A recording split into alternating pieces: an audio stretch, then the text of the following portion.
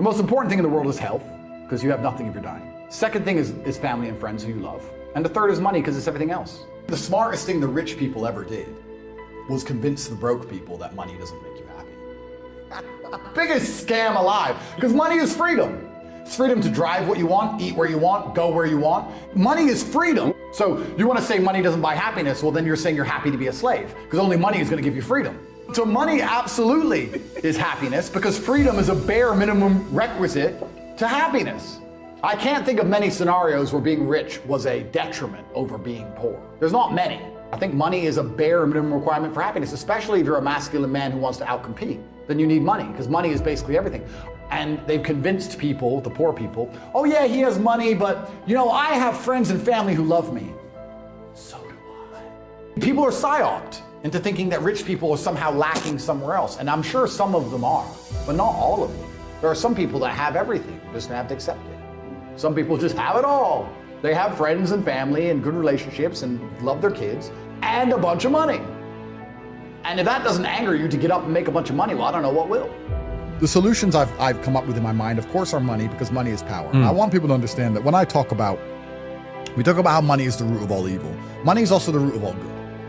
Money is the vested time and interest of other humans. If you have a bunch of money, you have the stored energy of other people. I'll give you a very simple example.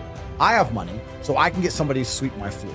I have their stored time and energy in a note or on a bank balance, where I can make them sweep a floor for as many hours as I so choose, because I can afford to pay them. It's the stored time and energy of other people. So for evil to be done, it requires the time and energy of humans. And for good to be done, it requires the time and energy of humans. So money is like gunpowder. It can be used for good. It can be used for bad. It's like germ theory. You can save people's lives, or you can create a pathogen that decimates a populace. So it can go both ways. Money is certainly an answer, because if you're completely broke, it's hard for you to influence other people and influence the world by extension. So money is super important. And the other thing I think is important is fraternity and brotherhood and living for something larger than just money itself. I've never in my life seen anyone who's determined to get something not get it. I've never seen somebody who is determined in their heart to get something not get it. The universe and God is so giving and providing. People think it's difficult out here. I disagree. I've never seen someone wake up and say, nah, this is all I care about. This is all I want. Not get it. Everyone who thought that way in fighting was a world champion. Everyone who thought that way about money was rich. I've never seen anyone fail. Bro, I've seen people with no credit score and no job determined to get an R8 manage to get one on finance somehow. I've seen it. If it's all you want, you're gonna get it. You're gonna find a way to get it. You're gonna find a way. Yeah. People go, oh, I want this. If you want it, you have it. People often say, if you try your best, it's okay to fail. But what they don't understand, the true secret to the universe is that if you try your best, you never fail. Yeah. That's what people don't understand. And most people aren't trying. They aren't trying. They don't know what trying is. People are genuinely not out here giving their absolute best, because if you were, you'd have everything you've ever desired. You'd have anything you've ever wanted and asked for. Instead, what people do is they cope and convince themselves they're trying. Oh, I tried, but I need a work-life balance, and it's hard, and I was trying. All garbage, all code. I can't stop myself working as a person who doesn't need money. And then there's people with no money who don't work. It blows my mind, which is why the winners are winners and the losers are losers. Losers do a little bit of work and rest. Winners work as hard as possible and worry they're not working hard enough. It's just a separation of personality types. I have something I sent in my email recently. I said, you could give the average man a brand new Ferrari and a road map and a coffee and a full tank of gas and tell him the destination, success. And halfway along the drive, he'll quit because it's too far. No matter how well you set it up for people, they'll quit. It's over 10% into the year now. I wonder if anyone who made a New Year's resolution sits and says, it's over 10% into the year. Am I at 10% of my goal? Because your ass said you were gonna be a millionaire when you were drunk on New Year's Eve. Well, you need to have 100 grand saved. Do you have 100,000? Have you even done the feedback on your own goal you made 30 short days ago to realize that you're nowhere near it and you're not gonna make it? No. Oh, I got the rest of the year, and then wonder why they fail. You should have a daily target. Not enough people look back on what they did and identify where they made a mistake. And some people will do it when they lose. But the true professionals do it when they win. When my dad was playing a chess game, if he won the game, he would still analyze the game and see if he could have lost, where it could have gone wrong, how he could have won faster, what mistakes he did make, what he did well, what he did wrong, win or lose. So many people will sit in a scenario where everything went wrong and go, in fact, correction, not so many people. I would say 75% of people will not ever self-analyze the situation they're in, they'll blame everyone else. If they went to jail like I did, they'd say, they put me in jail because they're liars and the Matrix did it. Fine, true. But when I was in jail, I was like, how did I get here? What did I do? What did I say? Who did I piss off? What institutions want me in jail? What did I do that angered them? Me. I'm taking absolute self-accountability for everything. I'm not blaming anything else, because if I blame everything else, I have no control. If I blame myself, then I can influence it. I have control over it. So 75% of people blame other people, or they blame other things. I lost my business because of COVID. No, you lost your business because of you. I lost my girl because her friends were No, you lost your girl because of you. You lost your car because of you, and it's all your fault, because that's the only thing that gives you control and power. The other 10%, we said 75, that's 85, now it has to be much higher. Let's say the other 20%, which brings up to 95% of the total populace, will look at a situation in which they lose, and they might self-analyze, and they might try and learn from the loss, and they'll try and find the feedback involved in the loss to make sure they don't lose again, which is obviously better than not analyzing at all. At all, yeah. And the top 5%, the absolute highest echelon, are people who are going to analyze every decision they've ever made, win or lose. I analyze my wins as well. See where you went right. See where I went right, see where I went wrong, see where it worked. You need to analyze your whole life. Your life needs to be feedback. You know, I always found the one thing that was always amazing to me, and this happened to me even just the other day. I'll be driving one of my 59 supercars, and it's raining, and it's dark, and it's cold. And I see people at a bus stop, and I'm at the traffic light. It's freezing, and it's raining, and it's nighttime, and you can't afford an Uber.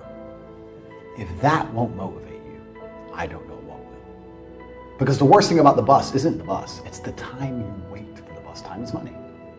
You're gonna stand there for 45 minutes in the freezing cold and waste your time to save a couple dollars on an Uber, and you don't feel panic to get rich? This is what's another thing that's amazing to me about motivation. I don't feel motivated. Neither do I sometimes. You're not gonna always feel like doing it. You have to do it anyway because it's your duty to do it, because you don't want to be a f***ing loser. That's the whole point. If you felt like doing it all the time, then there would be no magic to it. The magic is that you do it regardless of how you feel. What do you mean you need motivation? You don't need motivation. You have a duty to not be a loser anymore because the hole in the sky is closing. I think most normal people understand. If you were to ask them how's the economy, they'd say, well, it's impossible. I can't pay for my bills. I can't pay to eat. I can't afford a house. I can barely afford my mortgage. I'm never gonna get rich this way. They understand all of this, but they're not panicking. And people are sitting here now going, oh yeah, the economy's bad, but maybe if we vote for this person, who are you gonna vote for that's gonna put money in your pocket actually come along and say, here's money? Nobody. Still got to pay your council tax, still a brokey, nobody cares. No one you vote for is going to change it. It's going to get worse, it's going to continue. And you know the boat is going to sink and you're not panicking. That's why I kind of catch myself. And one of the things I try very hard not to do is become elitist. Because when you've come from the absolute bottom to the absolute top and you've done it all off of your own back, and hard work and dedication and never missing a day. The only shortcut to life is to never miss a day. One, because of compounding interest, and two, because sometimes you get lucky. And you'll never miss a lucky day if you try every day. If you don't try every day, you might miss your lucky day. And that's what people don't understand. If you never miss a day and you never don't try and you're always on time, was I late today? No, on time, and you try and improve every aspect of your life, and you're a professional, and you try and make sure that you analyze your decisions, you give yourself feedback, you don't make mistakes, you're not lazy. If you try and you make it to the top, you end up elitist, because you look at the people down below and you're like, well, why didn't you try? I did. I think men are happy when they feel better. I think we're naturally competitive. That's why we've always done what we've done. Why did Genghis Khan need Vienna? Bro, that's Austria. Look at that map. Why did he need Vienna? It took him probably 3 months to even hear they were at Vienna. By the time he got the message, they probably already conquered it. Why did he need it? Because he won. Why do I need the stuff I have? Because other people can't have it, it's mine. And I think that's where masculine happiness comes from, because I think men are happy when they feel respected. And you're gonna respect yourself if you look around and you have things other people don't have. Why do I walk into the showroom and buy the 2 available cars that I don't want? Because it's one man's dream and now another man can't buy it. Why do you play sports? To win. To win. Why do you want to put a ball in a net more times than the other people? To show that you're better than them at putting a ball in a net. How insignificant an action. A ball in a net. Who cares?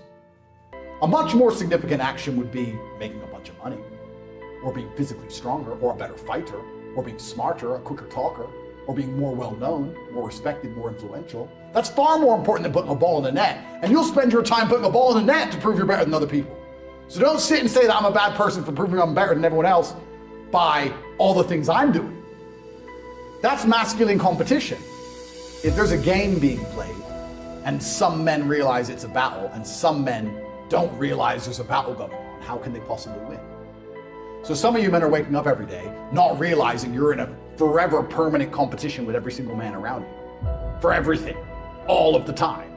And that doesn't ever cross your mind and you wonder why you permanently lose. Well, it crosses my mind and that's why I'm beating you. Women want the men who think this way. Women want the men who understand this, who win. That's who women want. So you can call it arrogant, you can call it egotistical. I call it winning. I call it realism. I call it realistic. And the best things about having most of the things I have is that other people can't have them. That's the bottom line of it. It's the reason why billionaires buy a bigger yacht than the billionaire next to them. They do not need an extra 20 feet of deck space. They want the biggest yacht in the harbor. It's the reason why they buy one of one Picassos. It's the reason why when Bugatti launch a new car with 80 units, they're all sold same day. That's why.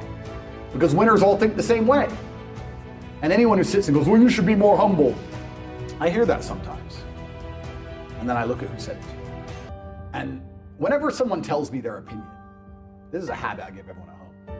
Whenever somebody gives you their opinion on anything, listen to the opinion and then stop and look at who told it to you. Because you never want to adopt the thinking of somebody who you don't want to be. Because their thinking made them. So whatever they believe in their mind is why they are the person they are. So if somebody sits and says to you, you should be more humble. I sit and think, okay, this is how my brain works. He believes I should be more humble. That's how his mind operates. The closer my mind operates to his mind, the more likely I am to be like him. Who is he? And I'll look at the person who said that to me and say, no thank you. Because most people who talk about humble, all they really want is to not be reminded of how they have failed. They don't want me to make it clear to them that they have failed. They have failed. I feel like normalcy has been changed from being a winner to being a loser. In the 60s, you could be a normal man who worked in a factory, an unskilled labor job, and with one wage, you could afford a house, you could afford a car, you could afford to raise a family, your children would not be taught garbage in school, your wife would respect you, you'd have a home-cooked meal. Times are good. Times are good. All the things I said about playing Uno earlier in hyperbole are true. What matters most? Your wife loves you, you're respected as the breadwinner, your kids respect you, they listen to you, your house is clean, your house is safe, your car works, your life is good. So now being normal is just losing in a way which is so familiar to the people around you are losing that you don't realize you've lost it all. Because everyone's losing. So you're like, oh, I'm just normal. No, you've all lost. You've all lost. None of you are free. You've all lost. And that's even more scary. You can't even be normal anymore. To be a winner, you have to be exceptional. You could be a winner as a normal person only 50, 60 years ago. Now the normal people can't even win. So you need to be able to do amazing things and then be proud of yourself. Don't sit and think you're great for no reason. That is arrogance. I'd argue that the normal person who thinks they're so unique and great for no reason is more arrogant than me. The problem with most people in the world today is not that they do a normal thing, it's that they do a normal thing and they don't try to be the best at it. So you can be a barista and you can just make coffees, or you can be a barista that makes the fancy coffees and can turn over all the cups and do like the tricks and all the garbage. We have a man who became a billionaire from salt. Yes. From salt. You can all put salt on, he did it the best. Bam. So the first thing you need to do is get very good at making coffees. That's the first thing you need to do. Be able to do it in a fancy way. Then you need to solicit attention. When you can make coffees in a fancy way, you can hire a videographer. You can then begin to make fancy coffees in a fancy way, and you can make it look good with a finalized product, and you can get a nice video made that's well cut with some fancy music. You can begin to put them on Instagram and solicit people to watch your Instagram page. Now you have attention. How do you then turn that attention into money after you began to show your fancy coffees? Well, you could, let's say, put together a course or an academy or write a book on the magic of coffee or the secrets of coffee. And you would put a mystery on it. Don't say, I'll teach you how to make coffee. No, say the secrets of coffee.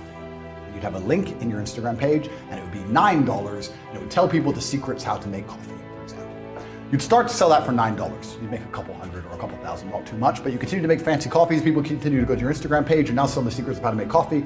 Then, after people start knowing you as being a barista, you start to make these $9. You have $20,000, $30,000 in the bank. What you can do is launch your own coffee brand. You can go to Alibaba.com, you can find some coffee beans, you can put your face on it because your face is now a recognized brand. You can get your own coffee beans, you can begin to sell them on Instagram. Before you know it, you're making $10,000 or $15,000 a month. You can start to do tours. You can start to put posters on your Instagram or in your Instagram stories saying, I'm gonna do master classes on how to make coffee, 20 people only, $1,000 each at this premium barista specialty coffee shop in London. The coffee shop will allow you to do it for free because they want people to know, get the advertising from you and your brand. You'll charge $1,000 each, that's 20 grand for a day. They teach people how to pour milk in a cup.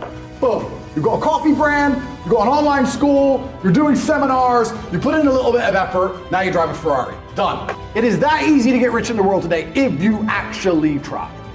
If you try. Instead, you'll go to work every day, make the coffees, go home, off.